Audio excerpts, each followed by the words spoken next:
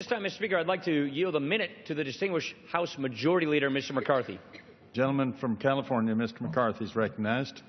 Well, I thank the gentleman for yielding, and Mr. Speaker, I want to thank more than just the gentleman for yielding. I want to thank him for his work as Chairman on Ways and Means, knowing where they're going. We have to reform the tax code if we're going to grow this economy. And our chairman we have today, that's been his life work. There's no one better poised and in a better position of understanding to finally get this done. And I'm excited about what the future brings. But today we're talking about something much different. Today we're talking about something that's already in the code. Something that helps bring job growth because it's about small business. And the worst thing about small business is to ever have uncertainty.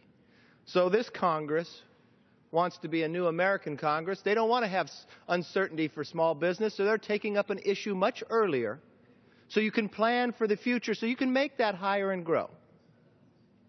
Now, why do I care so much about this? Many of you don't know, but I started my first business when I was 19. I got a little luck of winning a lottery. I was saving my money in summer. I took my money out of the stock market, and I took a big risk and took my time out of college. It's not easy opening a small business. I even built the counter of my business in my dad's garage trying to save money. The values I learned in that small business is the same value that every small business owner in America learns. You're the first one to work, you're the last one to leave, and you're the last one to be paid. And the last thing a small business needs is more uncertainty from their government of changing the tax code or even whether it's going to go forward. So today is the day not to debate. Today is the day to invest in America's small business. And as I've said a few times on this floor, these are things that you should unite us, not divide us. But in this new American Congress, I think we have something different, Mr. Speaker, in the idea of putting veto threats from this administration. Just moments after we passed another bipartisan bill on the floor to help the food banks, the charitable giving for those of the most vulnerable across our nation, the administration offered a veto threat on helping small businesses. I take those serious. As a majority leader, I want to understand. I want to work with anyone that wants to work with us. So I read the veto threat to understand where could we make something better? Where was something that gone wrong? Because this is already in law.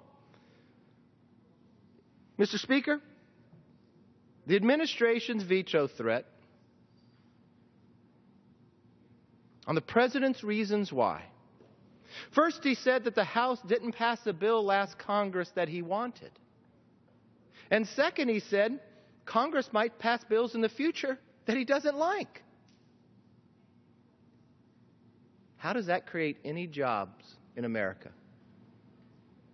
Mr. Speaker, that sounds more like a schoolyard argument than a debate on the floor of the House. I think it's time that people grow up, understand where jobs are created, understand what uncertainty does across America, not in my district, but in every district that is represented here today. So as someone who is a former small business owner, knows the challenges, knows what you have to do to hire someone, I ask that we look in a new American Congress to put people before politics and pass this bill so we can grow America's economy. And I yield back. Gentleman yields back.